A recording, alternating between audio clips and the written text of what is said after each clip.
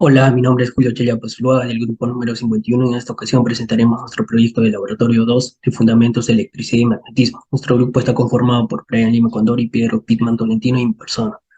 Primero veamos los datos recopilados experimentalmente para la resolución de la rúbrica. Datos otorgados por el asistente del laboratorio fueron los siguientes: corriente 1 de 1.4 amperios, corriente 2 de 2.1 amperios, corriente 3 de 2.8 amperios, distancia D mayúscula de 10 centímetros y distancia D minúscula de 6 centímetros. Para la medición de radio de la bobina utilizamos un calibrador digital, como podemos observar en la siguiente imagen, y obtuvimos los siguientes datos: el diámetro interior de la bobina 115.54 milímetros, y el diámetro exterior 142.23 milímetros, y el ancho de la bobina 4 centímetros.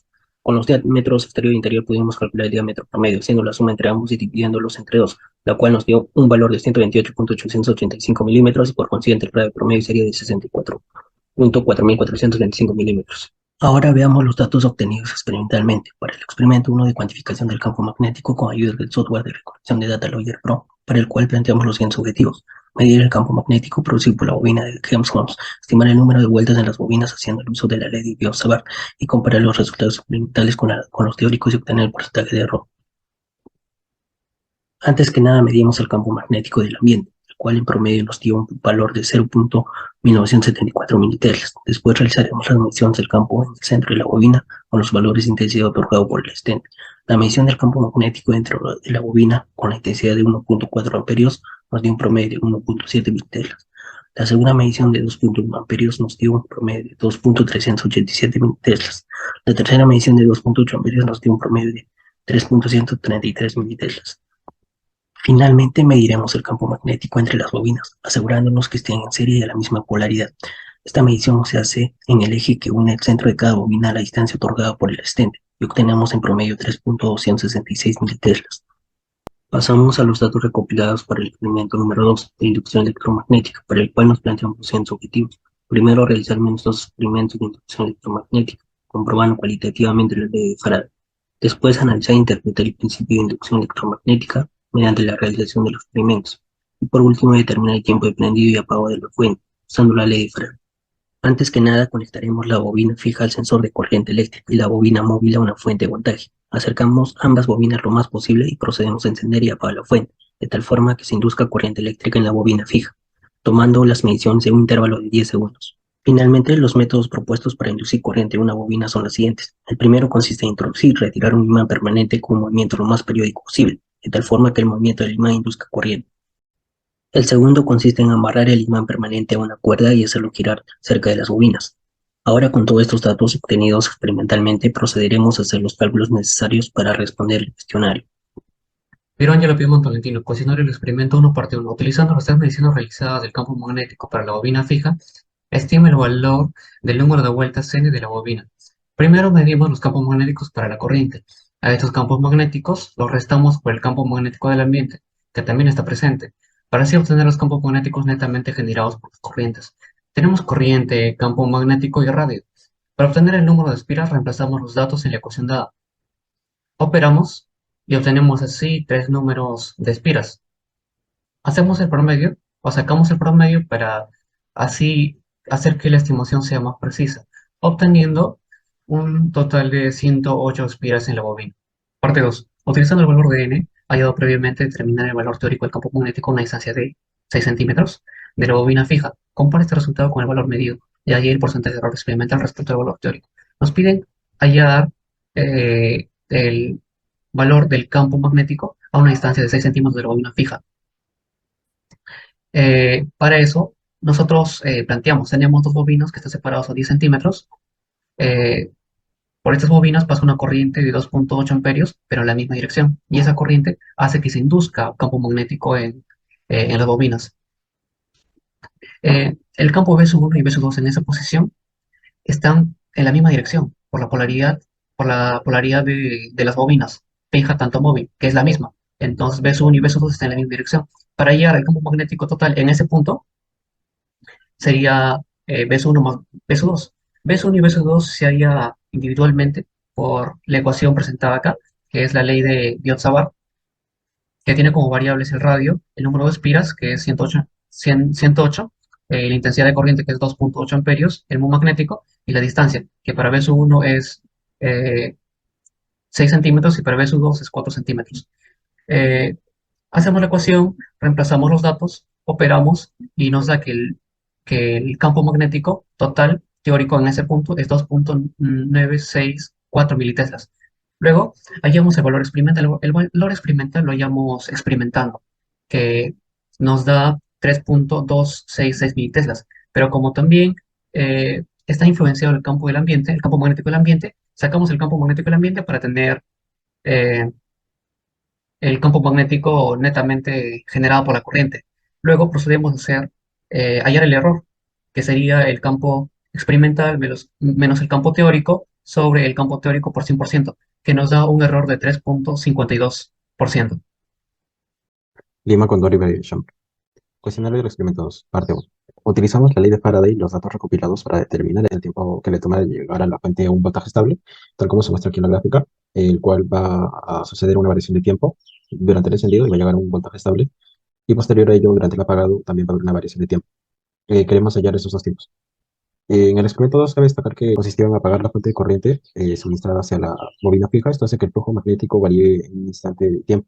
Como podemos ver, estas son las dos bobinas. La bobina a la que se le suministra corriente va a generar un campo magnético sobre sí mismo, y eso va a generar a su vez corriente inducida sobre la otra bobina. La resistencia promedio es igual a 0,623 ohmios. Sabemos, según la ley de Faraday, o la Fm inducida es igual al número de espiras por la variación del flujo magnético. Eso también es equivalente al número de espiras por la variación del flujo sobre la variación del tiempo, ¿no? Y la variación del flujo es igual a la variación del campo magnético por el área. Asimismo, el campo magnético lo vamos a calcular de acuerdo a la siguiente fórmula. La variación del campo magnético es igual a 1,8 militeslas aproximadamente, despejando y relacionando los datos de la fm inducida, del cual tenemos que, de acuerdo a la ley de Ohm, la fm inducida es igual a la corriente inducida por la resistencia, ¿no? Que la resistencia en este caso es constante, la corriente inducida va a ser variable con el tiempo. Reemplazando los datos para el encendido, vamos a usar la corriente inducida máxima, la cual nos da el tiempo, la variación de tiempo aproximadamente en 0,01 segundos. Para el caso del apagado, lo propio, vamos a tomar la corriente inducida mínima, pero en valor absoluto en este caso, y la variación del tiempo en este caso va a ser 0,02 segundos aproximadamente. Después de que se haya apagado el suministro de energía, ya no va a haber fluctuación, a diferencia del primero, ¿no? En la parte final de este gráfico. Observaciones del experimento 2, parte 1. Al tener dos bobinas cerca una de la otra, se crea inducción de corriente mutua, tal como se ve aquí, ¿no? A raíz de esta corriente inducida sobre la otra bobina, justamente por el campo magnético que se produce en un diferencial de tiempo, ¿no? En una variación de tiempo, en este caso, se logra apreciar en los gráficos que la intensidad de corriente inducida versus tiempo, hay una diferencia entre el apagado y el encendido, como ya mencioné anteriormente. Para el caso de encender, la fuente de energía fluctúa antes de volverse estable. Cuestionario del experimento 2, parte 2. En el eje de la bobina se hizo girar un imán de manera que su velocidad angular sea casi constante en el tiempo con ayuda de una cuerda, tal como se logra apreciar en el video. Y en el otro lado tenemos un imán que oscila por el eje de la bobina con ayuda de las manos a una frecuencia relativamente constante, ¿no? Cabe destacar que en ambos casos la fuente de energía estaba apagada. La fluctuación, en este caso la amplitud, es un poco más pronunciada a diferencia del primero, ¿no? Si esto lo representamos bajo las mismas condiciones gráficas, por así decirlo. ¿En cuál de las dos se produce mayor Fm inducida? Vemos que dentro de las estadísticas los puntos máximos son mayores al caso 2, ¿no? Que en el caso 2 son menores al caso 1. Haciendo uso de la ley de Ohm, donde como son proporcionales, si una de las dos aumenta, la otra también aumenta. En contra del primer caso, ¿no? En el primer caso varía en función a la velocidad angular que tiene el imán sobre el eje de giro, en este caso, sobre su eje de giro, justo en el punto central de las dos bobinas. Mientras mayor sea la frecuencia del movimiento, mayor es la fm inducida. En ambos casos varía el campo magnético, ¿no? Porque, como venía diciendo, para el primer caso se va a invertir los polos constantemente, y para el segundo caso el campo magnético va a variar de acuerdo a la distancia que se ubique del centro de las bobinas. Cuestionario específico.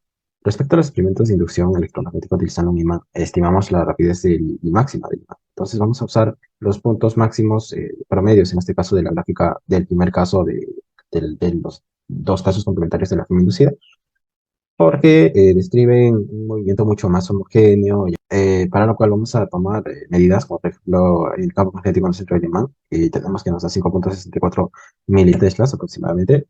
Aplicamos la ley de Faraday, si sabemos que la fm inducida es igual al número de espiras por el cambio en el flujo magnético en un determinado tiempo, donde la velocidad angular varía con respecto al tiempo, ¿no? Por lo tanto, vamos a tener que el campo magnético se mantiene constante, el área también se mantiene constante, el ángulo siempre va a variar, por lo cual aplicamos la derivada de este ángulo, el cual nos da que el diferencial del ángulo sobre un diferencial de tiempo es igual a la velocidad angular. Tomamos a alfa como pi medias para que nos dé la velocidad angular máxima. Y reemplazando nos sale que sale 10.35 radianes por segundo. Esto es equivalente a una vuelta y media por cada segundo aproximadamente. Observaciones generales. Del experimento 1, al tomar datos del campo magnético, la mano no se queda estable en un punto y la ubicación no es exacta, ¿no? Por ejemplo, cuando nos dan dos distancias, que es la de 10 y la de 6 centímetros, y esto hace que se induzca a margen de error. Aparte de eso, el número de espiras es aproximado justamente por ese tema de que la mano está fluctuando, está temblando y no se le llega a tener eh, datos más precisos. En la parte 2 se tomó mal las medidas del campo magnético porque no estaban conectadas con la probabilidad, por lo que tuvimos que regresar al laboratorio y tomar las medidas de manera correcta. En el experimento 2, la resistencia es aproximada. Se hizo los cálculos con valores máximos y mínimos de la corriente inducida. La variación en campo magnético calculando fue solamente teórico. No se consideró la inducción de corriente mutua. ¿Qué haría de manera distinta? Primero, ubicaríamos el sensor de campo magnético con algo estable, con un punto de apoyo que no sea a nuestras manos, lo más preciso posible según las indicaciones.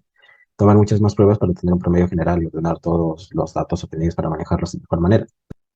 Conclusiones. El experimento 1 nos ayuda a mostrar y comprender que el cambio de corriente sobre una bobina genera un campo magnético. Asimismo, tras usar las fórmulas de Biot-Savart, llegamos a obtener un margen de error relativamente bajo.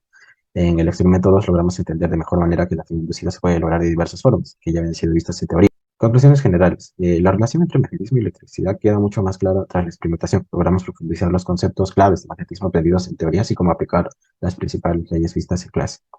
Gracias.